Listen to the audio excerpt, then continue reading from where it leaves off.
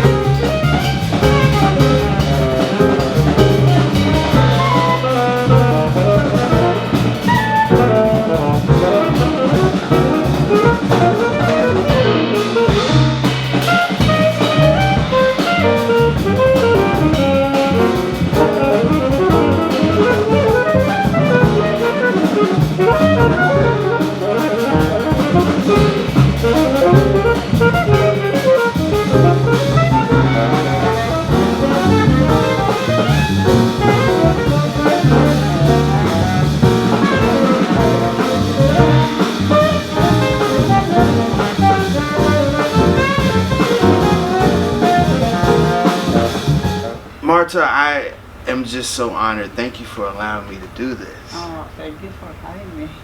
How did the Stone approach you to do a residency here? So Johnson invited me to do a performance at Roulette with a lot of like great improvisers for 3 days. It was 3 days of like having different bands, improvising there. Like there was like a number of people that they were like doing the gig, and then he will put together like, well, you and you, and then putting different configurations and improvising. Super fun, 3 nights in Roulette, but I couldn't make it because I was playing with David Murray at the Village Vanguard, the same dates that he offered me, one of the days that the event was.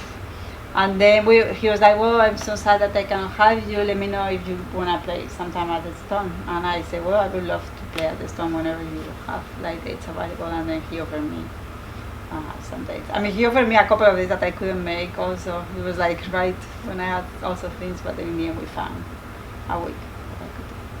Now, Marta, during this residency, tell my viewers the type of music that you're playing and the ensembles that you'll have over the next couple of nights. Yeah, so yesterday we started Residency, and it was just me and Mivo's quartet, that is like a string quartet, and I wanted to write for strings for a long time, so I took advantage of the Residency. I said, okay, I'm going to do one day with a string quartet, I'm going to write music for it, so I wrote a bunch of new music for it. And then today I'm playing with my quintet, which we are playing the music of my last record, Sound. Tomorrow we will be playing with my trio, that also will be playing my music. It's a bunch of music that I've been writing the last year, and also new music that I wrote for the Residency. And the last day on Saturday I will be playing with, well, I didn't say the musicians today, it's with the quintet is with Alex Torre, John Ellis, Alice Ravagan and Alan Menard. And then tomorrow the trio is with Eric McPherson and Chris Tordini. And then the last day is gonna be with Tom Rainey and Thomas Morgan and Ray McMurray. We're gonna be just improvising. That's great. That's great. I told you a few minutes ago, the last time I saw you was this past winter at the Vanguard with David Murray, and that was a very intense group. And you had Casa Overall on drums, one of my favorite drummers. Tell me how it has been like working with David. What does he have as far as expectations of you as a musician, as a performer, and what are some of the things that you bring to his music?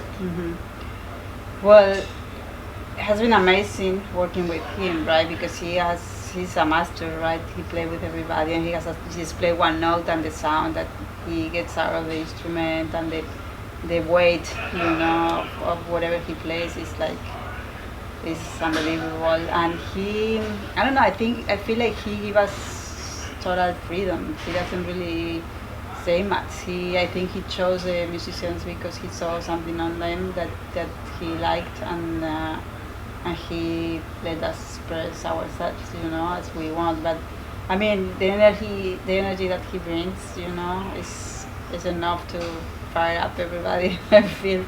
I don't know what I bring. I don't know. I guess myself. whatever. That's it. You guys are also doing selective duo dates across the country too. Now, is that all improvisation, or do you guys have some? No, we play his music also, and we have been playing also some of my music. We have a project.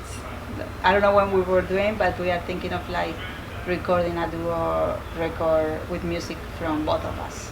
We wanna do like a tribute to writers, female like woman writers that we admire and we like, and so I can bring some knowledge to him. He can bring some knowledge to me, and we can hopefully bring that to the audience.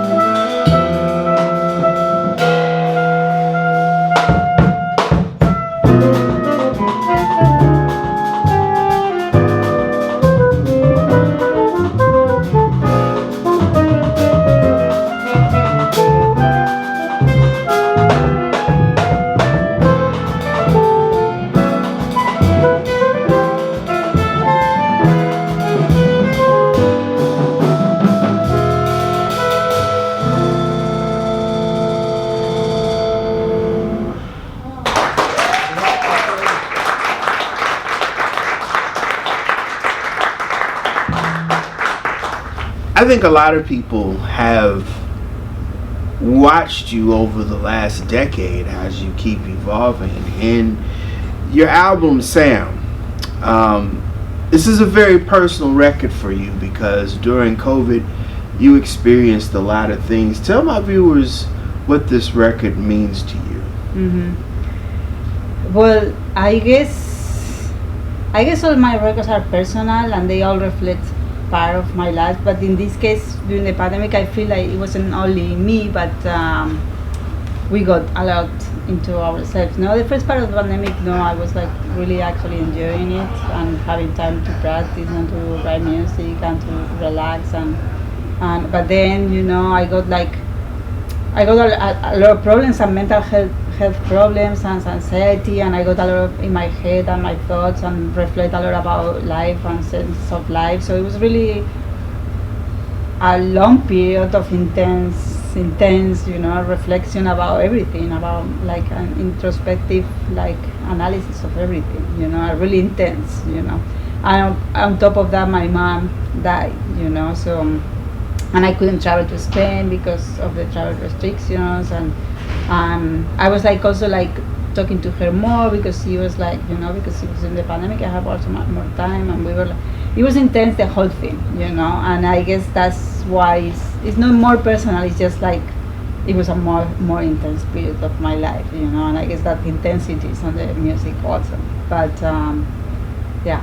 And also maybe I open up a little bit more because I was so thinking, being so introspective that I also like put that on the music, so it feels more personal, but I feel like, yeah, it was just more intense.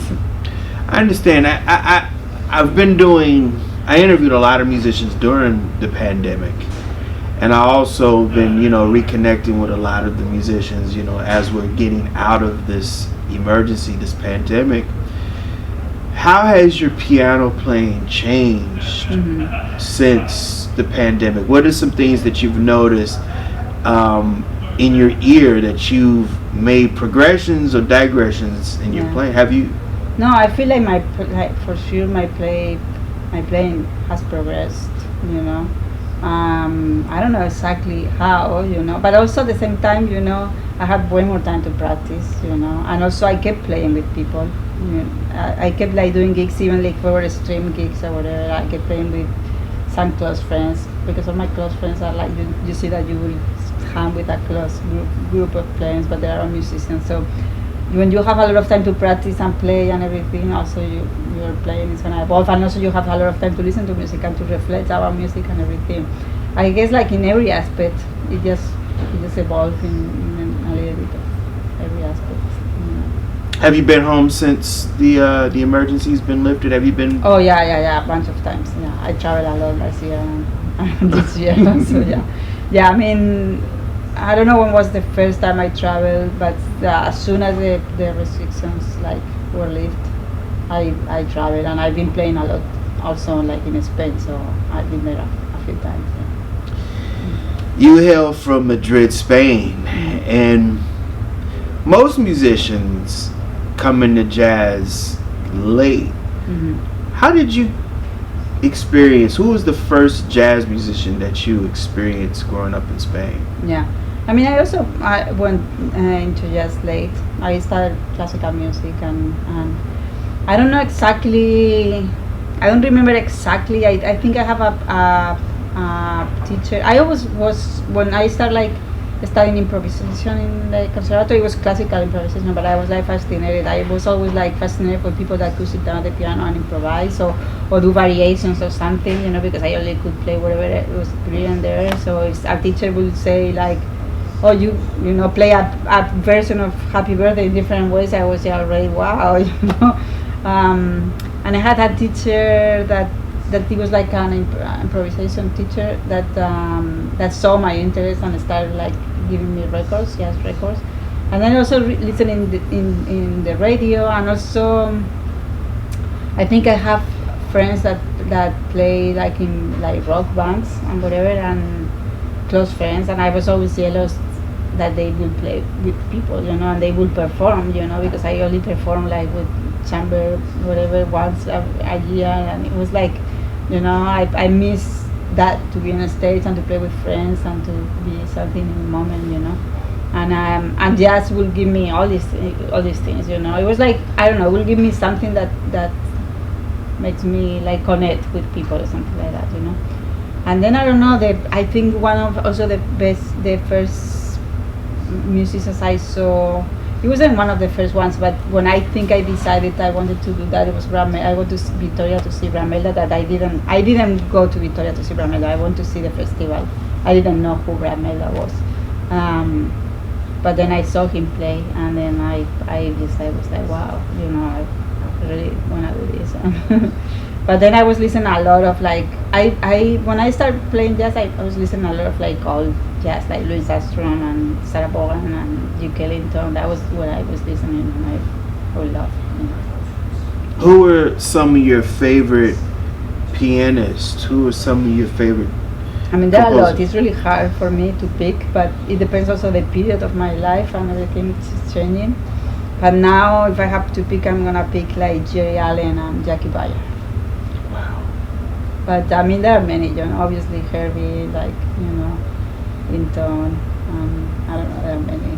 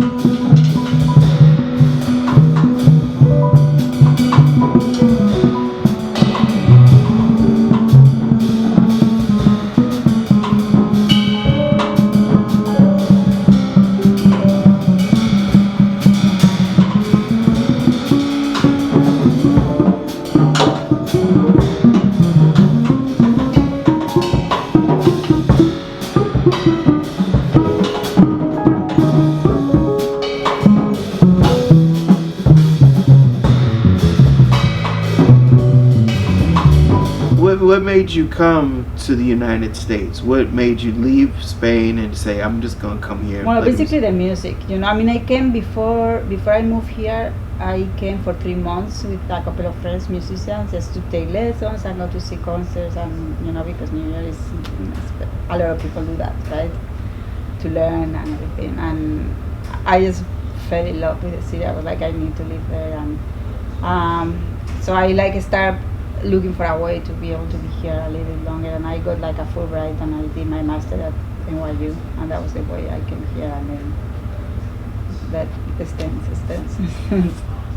Makes a lot of sense. Mm. You know, I always ask musicians from other countries, what were some of the things that you had to adjust to when you moved here, when you kind of came to the United States, that this is home? What were some things that you had to do as a musician to adjust to the New York jazz scene?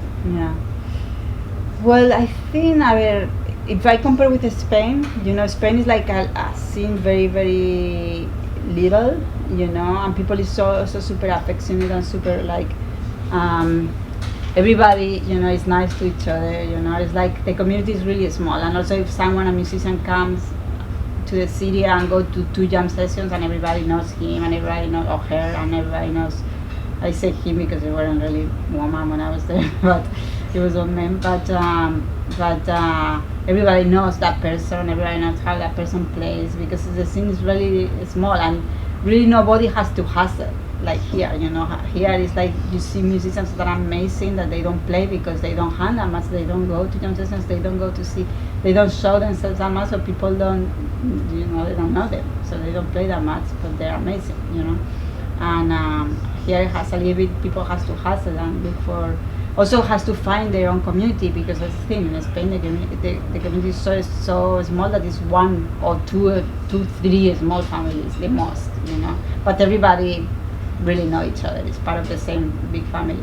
But here are like, I don't know how many, hundreds, you know, so people has to really find, you know, their own community and find the people they connect with and they want to play with and everything. And also it's a little bit closer, like people is more, you have to make an effort more like to get connected with people, you know, because it's like, yeah, people is not as open as this in Spain, you know, like they welcome everybody. Here it's not like that, people is more like distant, and you have to, you know, it takes a little more time, that's it, you know.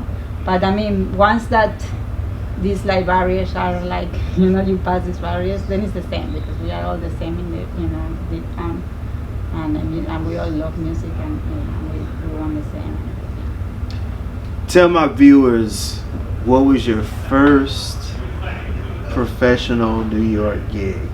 What was your first, and actually your first gig also, tell me the first recording session you played on.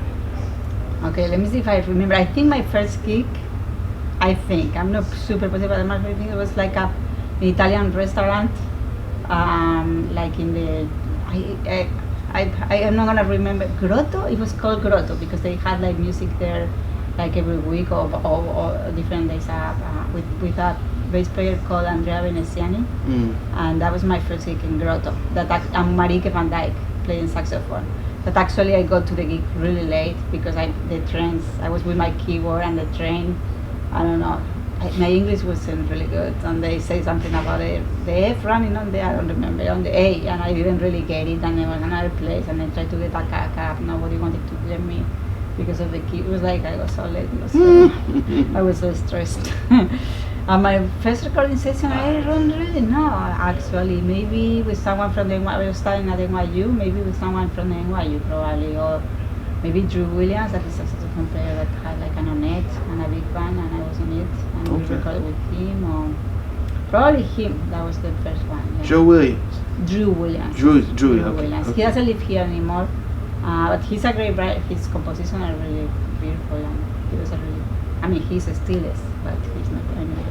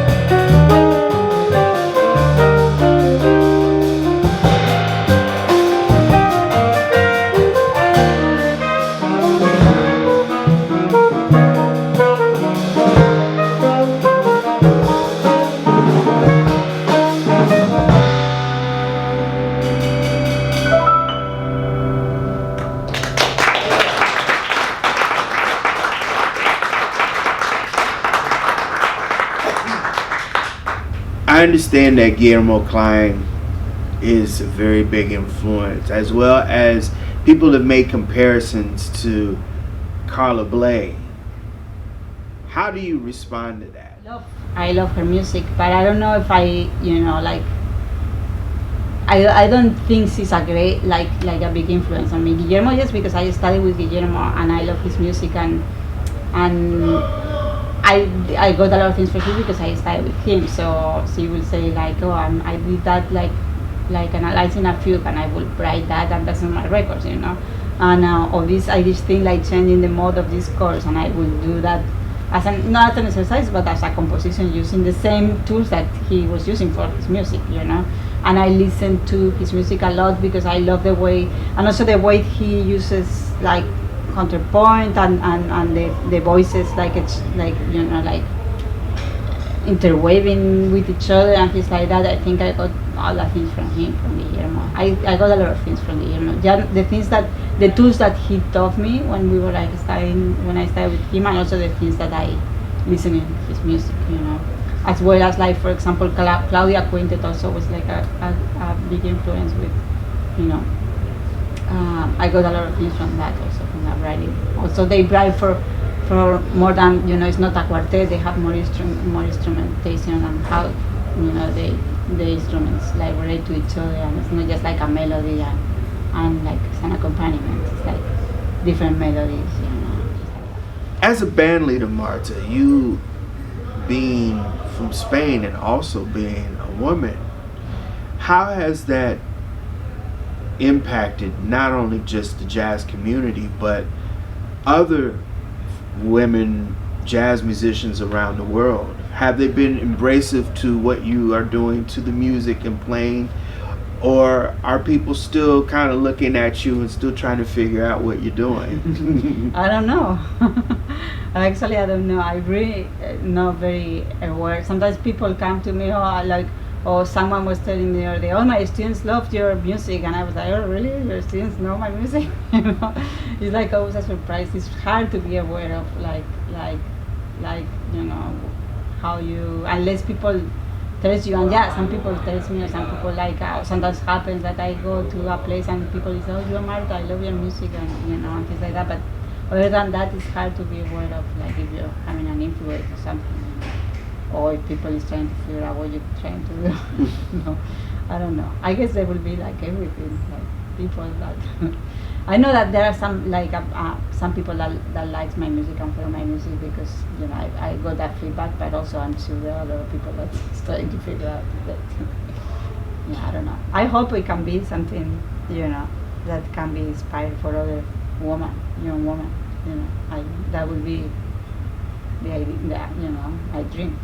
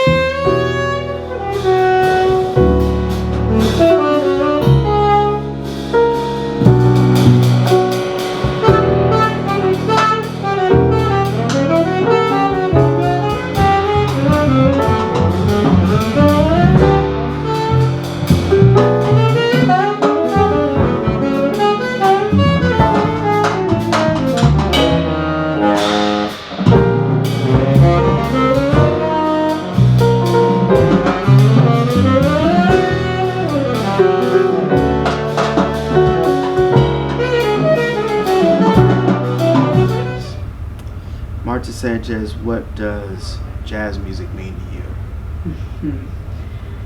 Well, in the end, it's like was my life about, no? And I guess I just started playing jazz because it was a way also. I didn't tell you that I started getting more into jazz because when my father died, that I was 16, and it's a way a little bit to to discover myself, to just to and to connect to the world. It's like everything, because like it's a way for me, I guess for most of the people, to know who we are, because you discover yourself and you grow as a musician at the same time as you grow as a person, and how to be a better person, and how to also find a way to give back, or to do something for the world, right? Like through music and through art, and trying to change something, or to someone. Sometimes people is like, wow, you heal me, your music and whatever, and it's like, that's it, that's the point of music, A mixture is like kind of like we use music to connect with ourselves and to connect with the world. I guess it sounds a little bit corny, but I think it's what it is. Better do it again for another edition of the Pace Report, recording live here at the Stone, here at the New School here in New York City. I'd like to personally thank the talented Marta Sanchez for her time. Also, I'd like to personally thank the staff and management here at the Stone and the New School for their warm hospitality. If you're ever in New York City, please support the programming here at the Stone. Also, I'd like to personally thank Mr. Matt Merowitz for arranging my time with Marta. People, I can't stress this more than enough. Please like, share, subscribe, and leave comments here on my YouTube and Vimeo page, as well as follow me on social media by way of Instagram, Twitter, and Facebook. Till next time, remember, if it's in the groove, it'll make you move. Till next time, peace.